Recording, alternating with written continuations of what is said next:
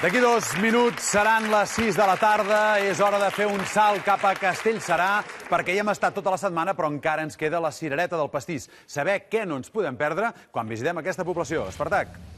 Doncs comencem aquestes recomanacions des de Castellserà i amb un personatge conegut. És periodista esportiu de Catalunya Ràdio, és en Jordi Borda. Jordi, benvingut. Què tal, com estàs? Molt bé, benvingut. Home de Barça.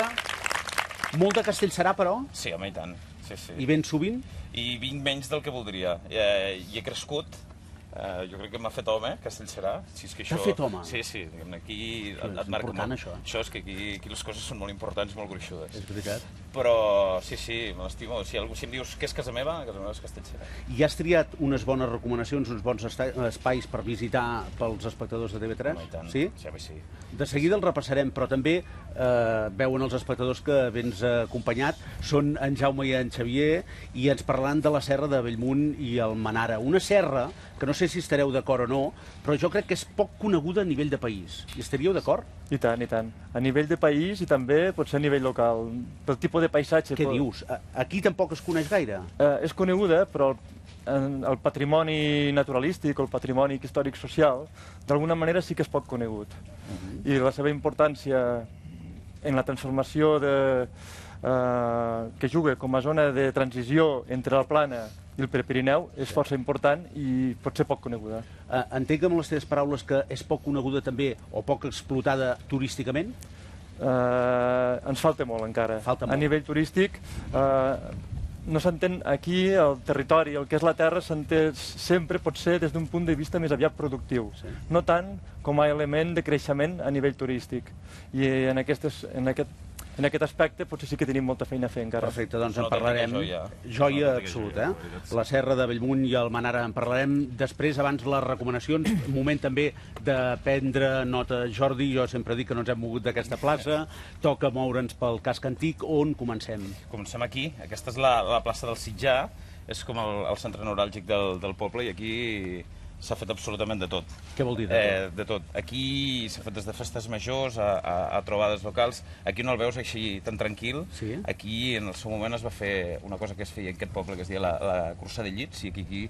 Cursa de llits? Cursa de llits, una festassa. Fes-ne cas, una festassa. Venia molta gent, tinc entès. 10.000 persones aquí, 10.000 persones.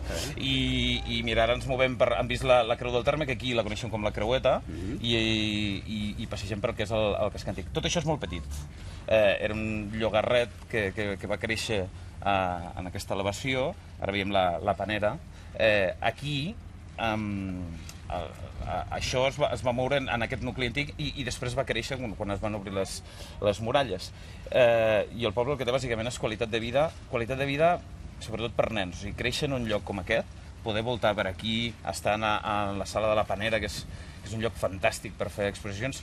El que ha passat és una mica com el que li passa a la serra, a Castellserà, que és que teníem un munt de coses i que la gent no les valorava, entens? És a dir, això ho veus en qualsevol altre lloc, el racó d'antany, i dius, ostres, això, fas 2 fotos si fas de turisme, però aquí té una passejada tranquil·la, té bon menjar, té bona gent, i estàs en contacte amb un altre tipus de vida, sobretot per la gent que vingui de l'àrea metropolitana.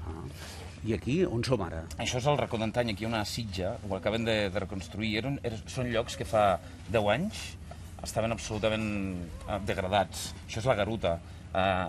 Era una mena d'espai soterrani que a poc s'han rehabilitat i fixa't ara quines arcades. Ara ho han convertit en la biblioteca i en una sala social. Aquí el que ha passat és que la gent va marxar perquè no donava oportunitats al poble professional i ara amb la crisi, doncs això és la plaça de l'Església, aquí ens hem emparrat penjant senyeres l'11 de setembre i en fi, el capellà ens deixava pujar dalt de tota la torre i ho feien. Us deixava pujar, enrotllat, doncs, Diguem-ne que mirava cap a una altra banda. Molt bé, està molt bé. Això, allò que fan de dir, pugeu i no. Però el que et deia, aquí ara a poc ha anat tornant la gent, hi ha una generació, això és Cal Tarragona, és una de les cases típiques senyorials, ha anat tornant la gent i tot aquest talent que segurament si no hagués hagut crisi l'haguessin aplicat en una altra empresa o haguessin treballat a Jornal, que es diu aquí, ara tornen a casa obligats per la crisi i estan revertint tot aquest talent aquí, i això es va notant en vida social i en teixit associatiu. Jordi, aquí darrere tinc nanos, que ara, encara que no ho vegin els espectadors, perquè els tinc just aquí, estan fent allò que jo en deia quan era petit, sorra fina, sorra fina. Els hi falta una mica d'aigua per acabar de fer aquelles boletes característiques, però també forma part del que tu m'estaves comentant, no? Que és un poble que permet tornar-hi, viure i que els nanos estiguin de meravella. És perfecte per un nen petit. És a dir, jo veig aquestes imatges i em veig aquí en bicicleta quan ja fa molts anys, malauradament. Després en moto, aquí era un poble molt de moto, per aquests carrers amunt i avall, segur que els veïns se'n recorden i ens maleixen els ossos. Arrenquem un aplaudiment. Si dius l'escola d'on... L'escola del Terrall. Al Terrall. Al Terrall. Aneu al Terrall, Sí, veus? Han deixat de fer la sorra fina, M'has dit que em portaries a una ermita. Quina és aquesta ermita? La tinc molt lluny d'aquí? No, aquí tot és a prop. Tot és a prop. Només hauràs de marxar una mica més lluny quan marxem a la Serra amb ells. Perfecte. Però és l'ermita de Sant Sebastià, que és el patró del poble, que ja saps que els sants intervenen i van salvar d'una pesta, i això estem en un terreny agrícola. L'ermita de Sant Sebastià quedava fora del poble, ha quedat a poc integrada. Mira, això és... Però tot això és previ, no? Això és previ. Això estem fent una ruta pel carrer de la Muralla, és on hi havia l'antiga muralla, va caure, la van tirar a terra, es va ampliar el poble, i aquí hi ha cases com que el carnisser, que té aquest aire noucentista.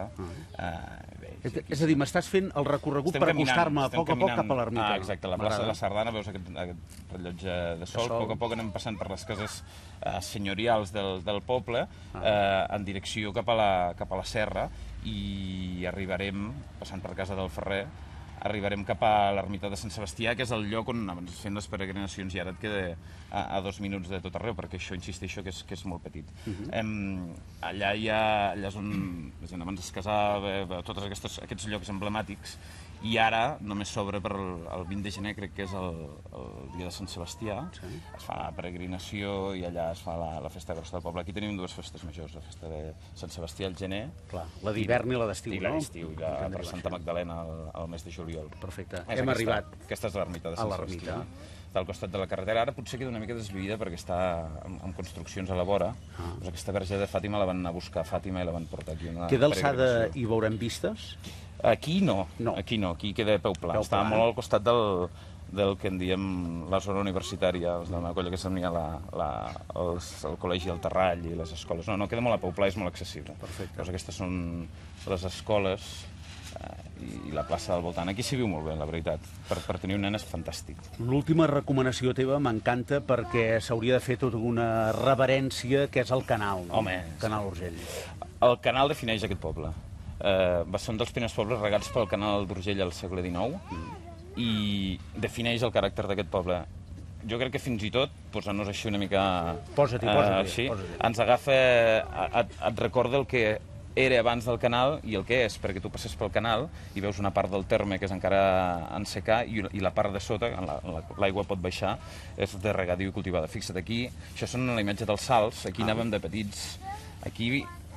Això és la primera sèquia del canal. Aquí no t'hi podies banyar, òbviament, perquè els salts d'aigua... Això era una central elèctrica i aquí es feia electricitat, ara també es fa. Però ara tampoc t'hi pots banyar, no? Si està prohibit, no em diguis que sí, Doncs així no et dic res. Clar, és que si no et veig, tens aquest punt perillós. No ens hi banyem. No, home, no. Però és un plaer banyar-s'hi. És que té un punt de perillós, segons quins trams del canal, no? És veritat o no? O m'ho invento?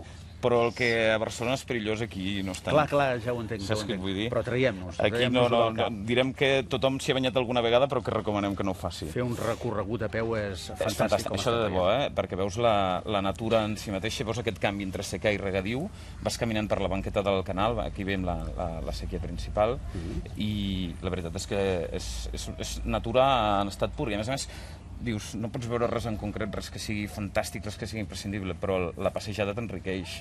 Ara hi he passejat fa una estona i hem vist una fauna quan aus que costa de veure, perquè les hem anat recuperant a poc, i ara això és riquíssim. Fruiters també en veurem? Sí, home, en la part de baix... I més aquesta època, no? Sí, ara comencen. Ara estan florint. Sí, ara florim, sí. Patint per les gelades d'aquests últims dies, això és evident. Són fotudes. Però és una bona època, també. És una bona època. Per pujar a la serra també, després ho veurem, perquè ara està verda, ara sembla Irlanda. No després, no. Ara mateix, perquè ara és el vostre torn, Jaume Xavier, amb l'ajut també d'en Jordi, que pots intervenir-hi com vulguis, però ells dos són de l'associació Serra de Bellmunt i el Manara. A mi m'agradaria agafar com el mòbil, posar-hi el GPS, perquè, clar, vosaltres teniu molt clara la situació, però perquè tothom del país sàpiga ben bé a on ens dirigim i a on mirem, aquesta és la situació del mapa. Ens hi fixem? Què podríem dir? Com ho situem geogràficament? Doncs bé, d'entrada, per situar geogràficament, podríem dir que ho tenim entre les comarques de la Noguera i l'Urgell, va d'est a oest, i va des de l'inici que seria el Pilar d'Almenara, marca el seu punt inicial, i va fins al municipi de Balaguer, passant per tots els municipis que hi ha entremig, Tornabous, Agramunt, Preixens, Montgai, Bellcaire, la Sentiu, Cubells, i podríem arribar fins a Balaguer. I en aquesta ruta que anirem partint, anirem agafant trams, no? Perquè suposo que la vostra proposta és no fer-ho tot sencer. No, la idea és fer... La idea és... A veure, la serra és compartida per tots aquests pobles que ha dit el Xavier, de la comarca de l'Urgell i la Noguera. Les rutes van travessant cadascun dels termes d'aquests pobles. Nosaltres, clar, des d'aquí a Castellserà farem rutes petites que surtin del poble, però hi ha rutes... O són les millors, Des de Castellserà són bones, sí. Les de Castellserà són les millors. Jordi, ara ho estem mirant tot allò a vista d'ocell. És el que et deia, ara està verd, perquè els cereals ara estan en aquest punt i és fantàstic, sembla Irlanda. Després a l'estiu es torna un paisatge més dur que també té la seva gràcia. Val, Serra de Bellmunt, Serra del Manara. Per on comencem? Bé, podem començar per la serra, en aquest cas, per la serra d'Almenara. Molt bé. La serra d'Almenara... En què ens fixem? Ens fixem sobretot amb el que deia ara el Jordi, que és un espai en què es veu molt aquest paisatge de secà, paisatge de secà que d'alguna manera ens convida a veure els canvis estacionals d'una manera molt clara. I també ens dona tranquil·litat, perquè és un espai que en realitat és un espai allargat, en què pots fer 21 quilòmetres sense trobar-te res, absolutament res. Només a costat i costat, als camps, et conviden molt a caminar, a passejar i disfrutar, a veure ocells. És una zona a nivell d'ocells força important. Clar, però tu abans em reivindicaves de que encara quedava molt perquè fos coneguda, perquè tingués aquest puntet turístic que li donaria molta vida. Tot això que m'estàs explicant ara, tot això es trencaria. Sí. És a dir, aquest silenci, aquesta pau, aquest no trobar-te ningú...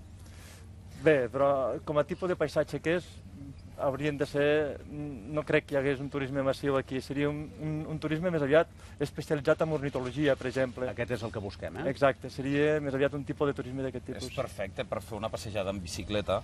Abans, el que et deia abans de les motos, abans era un paisatge que estava molt tacat allò sonorament per les motos i en som responsables, però ara és perfecte per venir, estar a una hora de Barcelona, per passejar-se en bicicleta i descobreixes llocs que són realment bonics, com per exemple el Tossal del Moro. A més, també s'hi pot visitar tota una sèrie de construccions a nivell de pedra seca, que hi ha aixoplucs que recentment s'han restaurat, i també s'hi pot veure, com aquí es veu, una cosa que estem força orgullosos aquí en aquest municipi, que és el poblat ibèric que tenim al Tossal del Moro. Un poblat ibèric que s'hi ha fet ja diverses excavacions, diverses prospeccions, i que sembla que a part dels ibers també hi va haver un cert habitament durant l'època visigoda. És un lloc on està elevat i veus perquè entens per què s'hi van instal·lar, perquè es veu tota la plana d'Urgell, és fantàstic. Tontos no eren, eh? No, ells sabien que allà es podien defensar i veure tot. Anem cap a la Serra del Manara, no? Sí. Fem recorregut també. Sí, la idea era aquesta. Al ser un espai de transició ens trobem també... És un espai de transició que es veu a nivell social també, de gent que baixava de dalt del Pirineu cap aquí a la plana i habitaven a les zones altes. Per això, antigament, abans de la construcció del canal, el que era el pla era un territori realment pobre, i ara en aquests moments justament pel fet del canal d'Urgell és quan la serra, quan aquest paisatge de secà pren més importància. Justament perquè en queden pocs d'aquests paisatges ja poc transformats. Segurament, si nosaltres anéssim 2 segles endarrere, el trobaríem tal com està ara mateix, amb aquest tipus de construcció com veiem aquí. A mi el que m'agrada especialment és passar per aquestes construccions, per aquests camins en què vas sol, no hi ha ningú en 1 quilòmetre a la redona.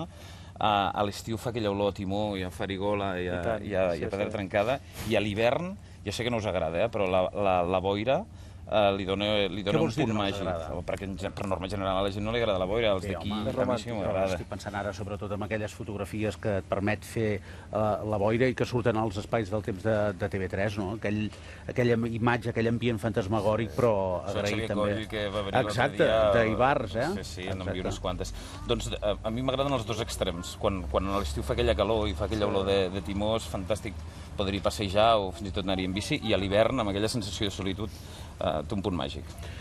Dediquem-nos més a parlar i sobretot a gaudir-ho en aquest recorregut en el concepte del rec a secà. No sé si us convenç o no, però que també ens permetrà fer un recorregut i uns comentaris vosaltres que us ho coneixeu. Ara mateix podem veure una cabana que és típica del rec. Una cabana que és feta de tàpia, que aquí era un lloc on no hi havia pedra, per tant es feia molt la tàpia. Arbres. Aquí els arbres de la plana, que és el tipus dels conreus que ens trobem aquí al rec. Hi ha pomeres, anoguers, que han transformat aquest paisatge que abans era sec, en realitat. Xops que eren per produir fusta, en algun cas. Oliveres, Digues. Sí, no, que l'olivera és un cultiu extensiu que s'està implantant una mica a la part nord del regadiu i que és molt nou, això, pel que dius? De fet, l'extensiu sí, el cultiu de l'olivera aquí no és tan clàssic com el de les garrigues o així, i amb nivell extensiu doncs menys. Es veu molt clarament la diferència de paisatge, això que t'explicava el Jaume. Veus que el canal marca una frontera entre un paisatge més treballat, que és el que queda de regadiu, que és més explotat agrícolament, i hi ha un tipus de construccions diferent, i el que queda per sobre, que és això de la serra. I en determinats punts del canal veus claríssimament la frontera de paisatge. Just ara ho veiem. Aquí és just abans de travessar el canal, veiem una boquera d'aigua que porta el rec cap baix a la plana, i just travessarem i ja ens trobarem amb aquest paisatge amb aquesta vegetació de secà, on l'únic arbre que d'alguna manera és prou valent per aguantar aquesta climatologia tan forta a l'estiu i a l'hivern és l'alzina carrasca, coscollà, que ara ja no trobem aquí a la plana, però aquí dalt sí que encara Fent recorregut per la Serra de Bellmunt i Almenara, ens hi podem trobar tot això que anem traient en paraules, vosaltres vivint-ho i veient-ho, si és que feu tots aquests recorreguts, però una de les coses que també us hi podeu trobar són alguns vestigis de la Guerra Civil. És així, eh? A quina zona? Bé, al llarg de tota la serra, en realitat, però allà on més el trobarem serà a la zona oest, prop de Balaguer, prop del pont de Balaguer, que és allà on hi va haver més soroll, d'alguna manera. Els nacionals es van establir a Balaguer, i llavors els republicans, any 1938 més o menys, a dalt dels tossals de la serra, van construir unes trinxeres per fer oposició a aquest avanç dels nacionals. I això és terme de Montgai, i aquí s'han restaurat algun d'aquests espais. Poca broma que aquí s'ha fet una finada de recuperació de la memòria històrica i d'aquests espais que tens l'experiència, és a dir, una jornada per la serra podria ser caminar, fer això a la bicicleta, estar mal al paisatge i després entrar en aquest sistema de trinxeres on els búnkers, que n'hi ha uns quants, i l'experiència la vius molt directament. Sí. En realitat, al final, quan els nacionals van passar, que van venir pel sud i pel nord, l'avançament cap a Barcelona va ser molt ràpid, i aquí, per exemple, a Castellserà, pràcticament no hi va haver cap moguda forta. I d'alguna manera aquí a Castellserà també en trobem les trinxeres i alguns nius de metralladora com el que estem veient ara, deixats, que no tenen prou importància, potser pel fet aquest que aquí no hi va haver molt soroll. Jaume, Xavier, des de l'Associació de la Serra de Bellmunt i Almenara, moltíssimes gràcies per donar-la a conèixer als espectadors d'arreu del país, però també els d'aquí, això ho deies tu al principi. Jordi Borda, molts records als companys de Catalunya Ràdio i força Barça. A veure el final de Lliga. Va, que vagi molt bé. Les recomanacions des de Castellserà. Sí senyor, gràcies a Espartac i gràcies a Castellserà per aquesta setmana que hem passat allà, que ha estat molt bé. Gràcies.